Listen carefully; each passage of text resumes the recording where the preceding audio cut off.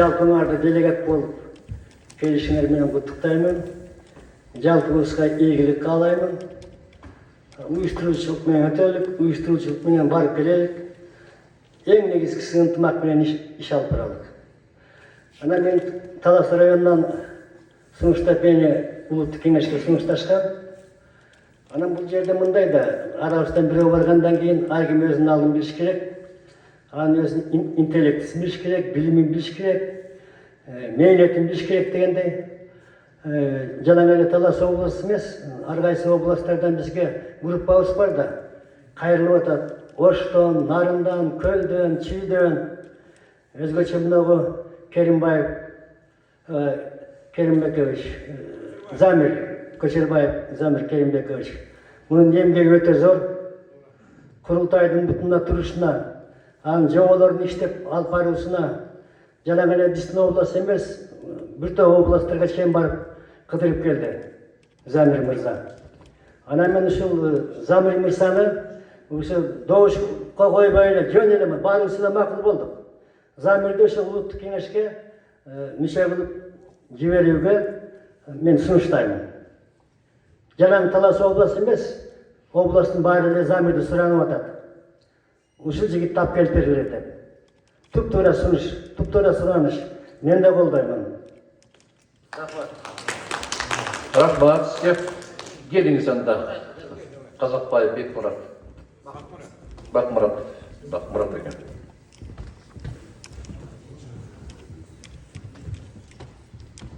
Üçüncü dayandan tursağız. Орозбаев Мейірбек. Ассаламу алейкум, урматтуу президиум, урматтуу делегаттар.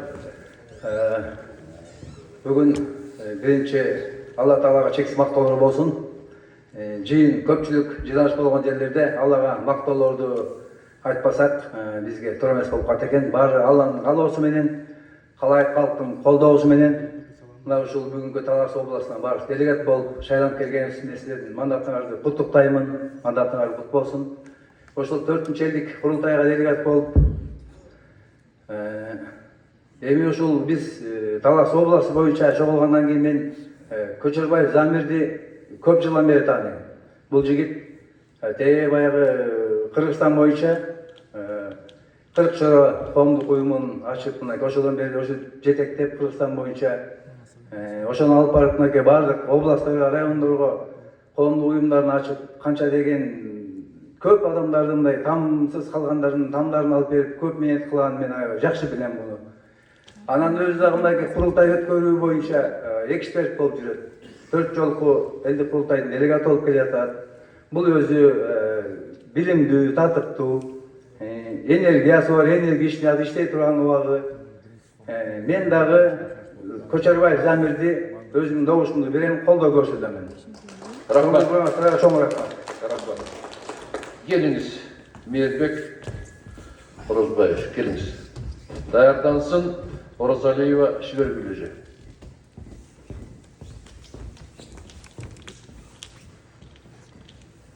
Саламатсыздарбы, урматтуу курултайдын делегаттары, урматтуу президиум. Азыркы белгилүү эле болуп калды окшойт. Көчөрбаев Замирди мен да ошо кандидаттыгын колдоймун. Баары ошо ынтымакта, барып ошо жетекчиликтин суроолоруна жооп берип, ошолорго бир кайрылууларды элдин атынан алып барып, бир жакшы күндө жакшы иш ийгиликтүү аткарып келишке. Чоң рахмат. Келіңіз, Оразалиева Шибергүлежи. Талас шаарына.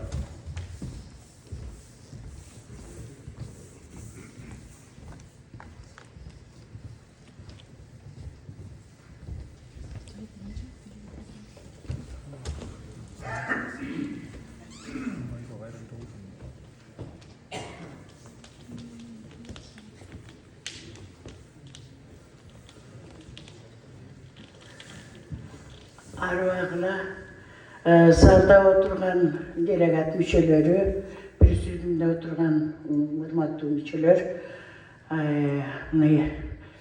бұл өзімдің doğuşumda şu erteden beri айтылып atkan özümdün kollegalarım aytkanday Көчөрбаев Замирге doğuşumdu беремін. Рахмат. Так, Көчербаев Замирбек. Келіңіз.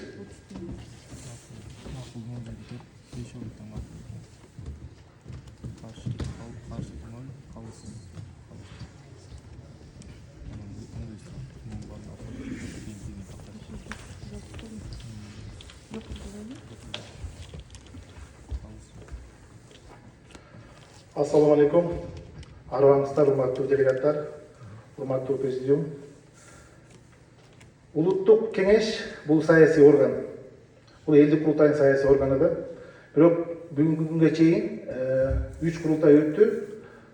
Улуттук кеңештин мүчөлөрү же аксакалдардын кеңештин мүчөлөрү бир дагы элдик курултайга байланышкан саясий чечимди кабыл алышкан эмес.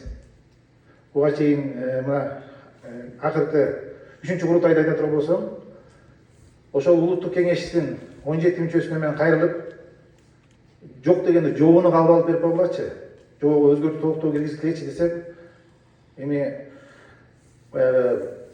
түшүнбөстөнбү же башка маселеби өзүң эле жазып келчи дегенден улам мына Улан Эркинович билет, кабинетте отуруп алып 2 күн жаздым жообуну. Жанагы сиздер шайланып келген жобо 2 күн отуруп жазылып, анан ар бир улуттук кеңештин мүчөсүнө түшүндүрүп жообуну кол койдуруп алганбыз. Мына бүгүнкү күндө ошол жообунун негизинде сиздер шайланып келдиңиздер. Өзгөчөлүктөрдү байкадыңыздар болуш керек. Буга чейин айрым өкмөт башчылары катышпачы. Бул жолкусунда катышмак түгүл келип өзүнүн иши боюнча маалымат берди. Туурабы? Жана башка өзгөчөлүктөр бул такай айтып келесиздер. Байкем айткандай WhatsApp группаларда 2000 адам бар бизде группада. Жергиликтүү курултай бул 1 жылдык ыйгарым болсун деп талап кылып келишкен. Биз жергиликтүү курултайды толугу менен киргизе албасак дагы, ошол жергиликтүү курултайдын ичинде калктын санына жараша жумушчу топ түздүк. Бул жумушчу топ 1 жыл бою иштейт. 1 жыл бою иштеп эмне иш алып барат? 1 жыл бою иштеп, мына биздин баш мыйзамда дагы, конституцияда көрсөтүлгөн элдик курултай бул байкоочу, кеңешүүчү жана өлкөнүн өсүп өнүгүү багыттары боюнча сунуш берүүчү өкүлчүлүктүү орган деп турат. Ошол жумушчу топ байкоочулук ишти кылат. Ошол айрым өкмөт башчылары кандай иш алып барып атат 1 жыл бою? Аким кандай иш алып барып атат? Ошол жерде мына курулуштар жөнүндө айтып кетти. Курулуштардын сапаты жөнүндө жана башка нерселер жөнүндө байкоочулук кылат. Кеңешүү маселелери боюнча, өсүү өнүгүү боюнча ар кандай бир программаларды, концепцияларды тиешелүү бир жетекчилер менен кеңешип, Жемна Илимдер Академиясында атайын адистер менен кеңешип, ошого бир долбоорлорду даярдап, кийинки элдик курултайга шайланган делегаттарга даяр долбоорлорду даярдап берет. Анан тышкары жумушчу топ кийинки элдик курултайды өткөрөт.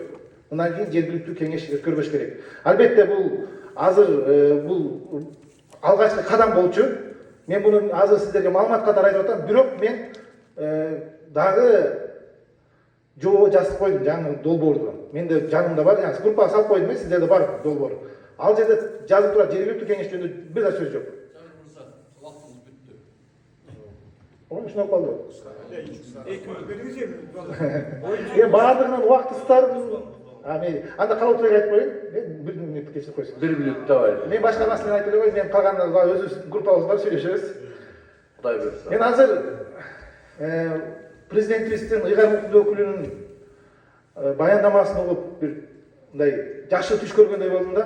Бирок Эрмат Жумаевич бул түш эмес, бул деген ишке ашып баратат, бул долбоор башталып калды деди. Мен аябай сүйүнүү менен кабыл алдым. Себеби таласыбызда ушундай өсүү өнүгүү, ушундай нерселер болуп атканы албетте толкундатат бизди. Анан Эрмат Жумаевич ишиңизге ийгилик, элибизде тынчтык болсун, баарыбыз ошол Эрмат Жумаевич айткан долбоорлорго барып күбө болуп, балдарыбызды, неберелерибизди жетектеп, ошол жерде бир жакшы күндөрдү башыбыздан кечирели. Жараткан ошону насип этсин, рахмат. Рахмат, Замир мырза. Анда барыңыздарга да түшүнүктүү болуп калды окшойт. Мінекей жоғарыда сөйлеген 4 делегатыбыз, ошонун ичинен Ашыралиев Бесен, Талас районунан, Казакбаев Бакмурат, Бакаев районунан, Орозбаев Мейирбек, Айтматов районунан, Оразалиева Шебергүл, Талас шаарынан бардыгы өзлөрүнүн каалоо тилектерин Көчөрбаев Замир мырзага айтты. Анда жалпы эле добушка коёюн. Жагында. Ар бирден коелу, исми боюнча. Жазып атасың да протокол. Анда добушка коёюн. Ашыралиев Эсен Талас району боюнча добуш бериңиздер. Кашкаралиевби? Жо, бар Замирге берип койду. Ошондуктан Замирге голосовать этип койбойлу. Ооба. Нөл добуш алып өмөтүп отурбай эле, андан көрөкчө. Эртең мындай болот да. Силер учпай эле ууп койгула, жок деп кете берилер. Бат эле келебиз, азыр көчөрбөй келебиз. Ол өтөп койсуңар. Себеби алгандан кийин кайра добушка жок, эртең маселе жаралып калган. Отуруп бериңиз байке. Жоқ, мындай. Сен ака азыр мындай бир мүнөт. Протоколго азыр фамилияңар окулганда Замирдин пайдасына баш тарттым деп эле койгула, болду. Ошол протоколго түшүп калсын, макулбу? Ошондо туура болот. Анда Ашыралиев Эсен. Кашкаралиевди. Кашкаралиев Эсен. Микрофонду берип туруңуздар. Сиз эми азыр айтсаңыз болот. Мен отказ бербедим бүгүн. Болду, рахмат. Замир Керимбекович болот. Рахмат. Казакбаев Бакмурат. Бериңиз микрофонду. Көчөрбаев Замирди колдоо көрсөттүм. Рахмат. Орозбаев Мээрбек. Мен да Көчөрбаев Замирди колдоо көрсөтөм. Рахмат. Оразалиева Шибергүл. Мен дагы Көчөрбаев Замирге Рахмат. кол бердим. Көчөрбаев Замирбек. Добуш бериңиздер. Жок, өзүңүздөн сурап коюңчу, жок мен болбойм деп чыртап жүрөсүз. Тамаша. Давайте голос бериңиздер. Добуш бериңиздер. Каршы ким? Калыс. Жок, бир добуштан. Хорошо, куттуктайбыз, ийгилик болсун. Замир мырза. Мына иштеген кишинин иштери бүгүн болбосо эртең бүрсүгүнү баалай турган учурлар келет. Замир мырза, биз дагы сизди жакшы билебиз, жанды сабап, жакшынакай иштерди жасап жүрөсүз. Анда кийинки маселе көтөрүлөт. Кийинки маселебиз сот адилеттигине. Кандидаттыгын көрсөтүш керек да. Азыр буларда бирди берет, бирди бересиздер сот адилеттигине. Иштери боюнча кеңешке талапкерлерди сунуштайсыздар. Так, ар бир район бирден сунуштайсыңарбы дагы? Анда жок, мындайларчы сунуштап койдуңар. Бирок аны биз көргөн жокпуз да. Бизге атайын уюштуруу комитетинин тапшырмасы менен келип атабыз. Анан тияка барганда тигиндей мындай болуп, мамлекет башчысынын астында 700 делегаттын астында өйдө төмөн болбосун деп болгон тиги каралган процедураны баарын сактап коелу. Ошондуктан сунуш бериңиздер. Кимде кандай сунуш бар? Сот адилеттик кеңешине кандидатураны бериңиздер. Талапкер. Бериңиз микрофонду. Бул сот адилеттүүлүгүнө сотто иштеген, жок дегенде 4 жыл, 5 жылдык стажы бар адам болуш керек экен. Кесиби юрист. Андай кесиби юрист, андай кызматкер бизде жок экен. Андайга биз сот адилеттүүлүгүнө бере турган талапкер жок экен.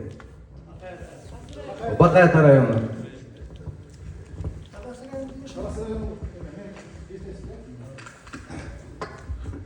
Мындай маселеде урматтуу Талас облусунун делегаттары, биринчи элдик курултайда дагы ушундай маселе жаралган. Эсиңиздеби, мына биринчи элдик курултай делегаттары барсыздар. Биз бир адамды сунуштаганбыз, бирок жана талаптарга жооп бербей калган. Анан башка жактан шайланып Чүй облусуна өтүп кеткен.